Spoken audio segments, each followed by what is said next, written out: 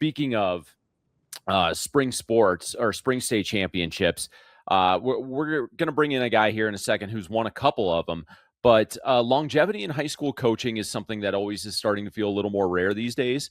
And it's always fun to celebrate accomplishments, especially when they're tied to longevity and people who aren't in it because my kid's at the high school for 4 years, so I'm going to go coach that team. With that, we bring in Denver Christian baseball coach, former University of Northern Colorado baseball coach, Terry Hensley, who won his 300th game with the program on Thursday as the Thunder beat Jefferson Academy 11-0.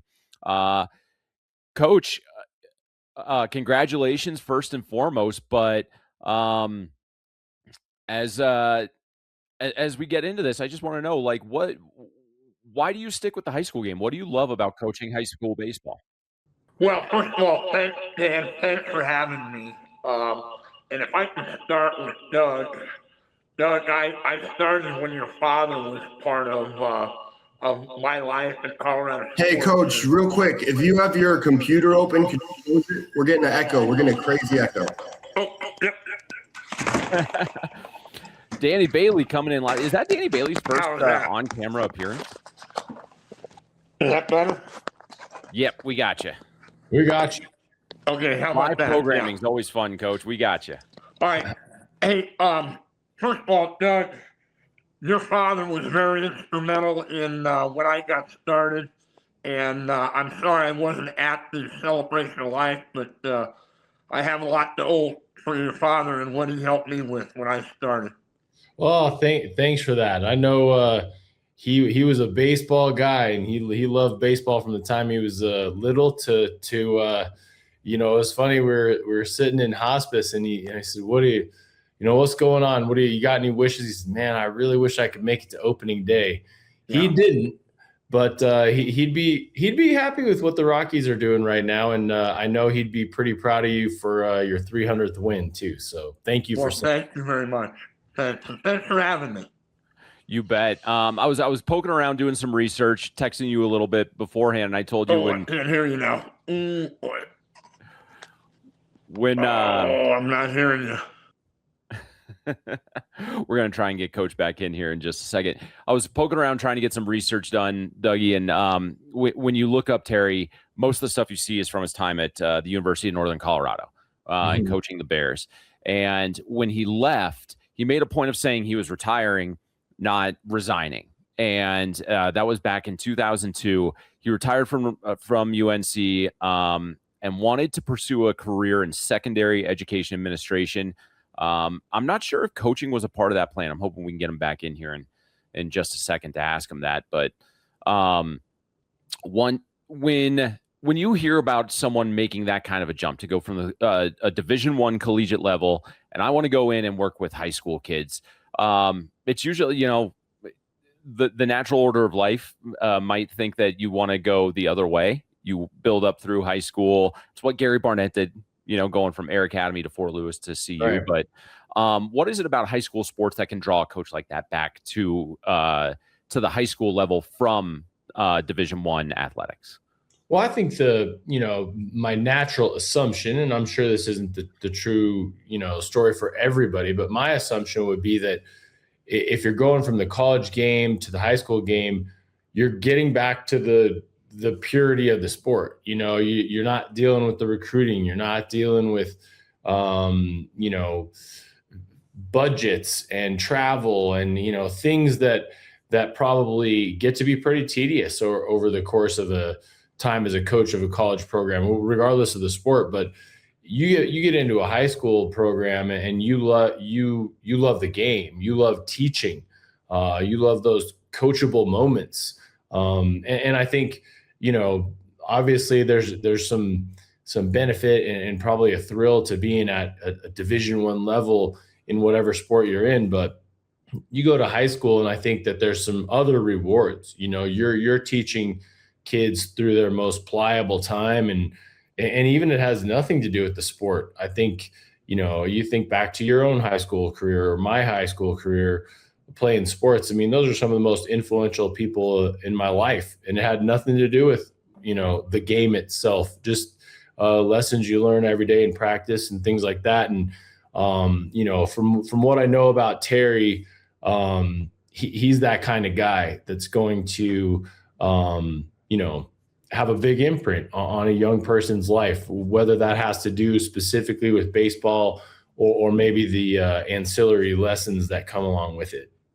Yeah, and I mean, and he took over at Denver Christian, I think, in the fall of 2021. And I want to say that first year, I mean, I'm hoping we can ask him about this, but one, that's coming off such a crazy point in human life, forget about high school sports, but coming out of that COVID era, I was down at the 2A baseball championships in Pueblo in the spring of 21, when everything finished up. And,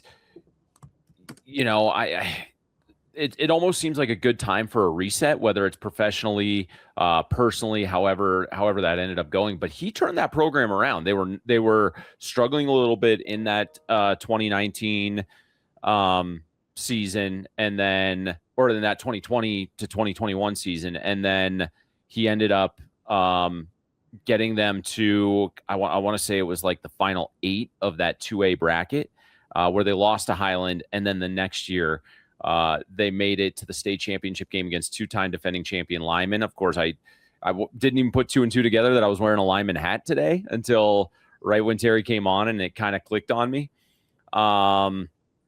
And there he is. There I am. Got him. Can you hear us, Coach?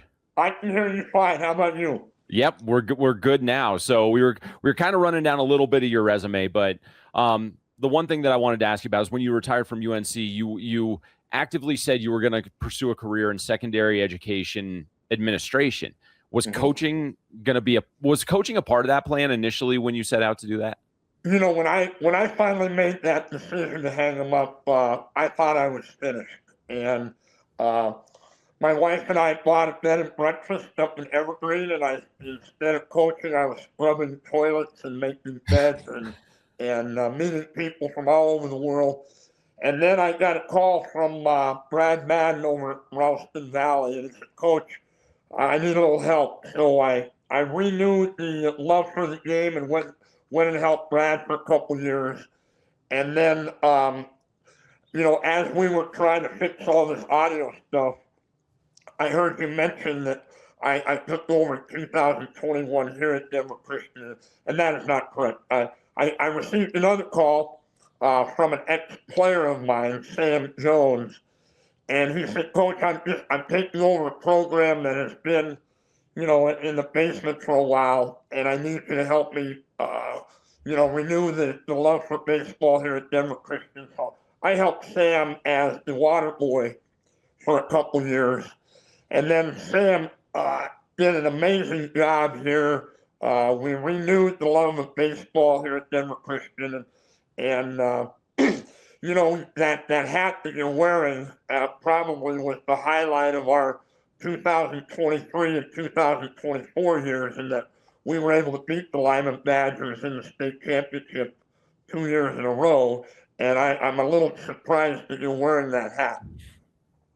Well, he has no couth, Coach. I mean, Yeah.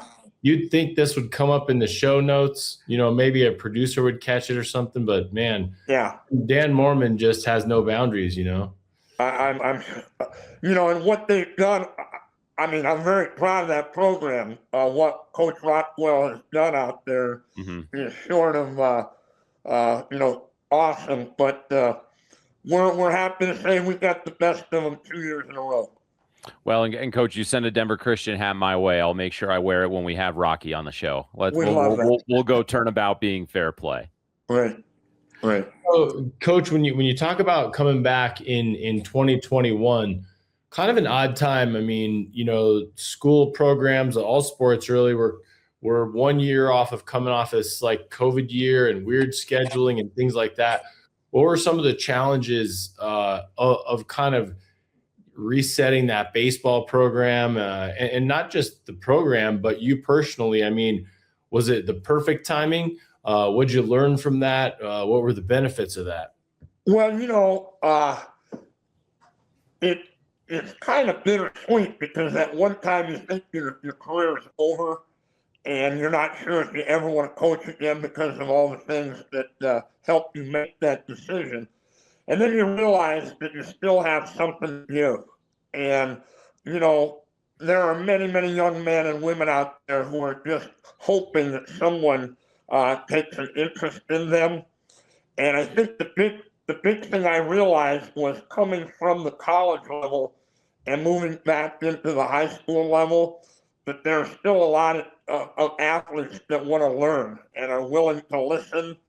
And what I was most proud of early on, 4 or 5 years ago, is that even though I have, quite 47 years in doing this, I was still able to connect with the modern day athlete. And I think as you get older in your coaching days, you wonder, can I coach a modern day athlete? Will they listen to me because I'm old? And right now, there's enough that are still listening that I can keep doing it for a while. What goes into that? Because nowadays, I feel like you have kids who are understanding more and more some of the things that professional baseball players talk about. So, do you have kids that are talking to you about launch angles and ball speed off the bat that you're struggling to get them corralled back into the fundamentals? Oh, absolutely. I'm dealing with that right now at Denver Christian.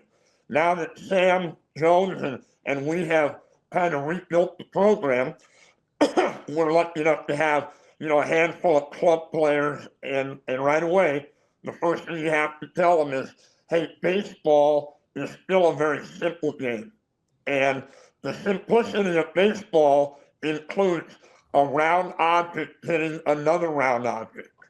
And the thing that we struggle with here at the high school level is when we hear about launch angles, launch angle deals with people who are, multi-million-dollar athletes, and they're strong and they're quick and they have great bat speed and they're able to adjust to having a launch angle and hitting the barrel onto the ball. But what our high school kids struggle with sometimes is if they're not 255 pounds and they're not 6'5", they can't hit the ball out of the ballpark at the high school level. And I always tell my guys it's a lot easier to get a base hit or be a base runner if you hit the ball on the ground and make them make 3 or 4 plays than it is to hit a fly ball in the outfield because we're trying to hit the ball out of the park, with the launch angle like the big league guys are. Coming into that, I mean, I always kind of came from that old school mentality of hit the top half of the baseball. Right. And right. I mean, and you mentioned that it's still a very simple game.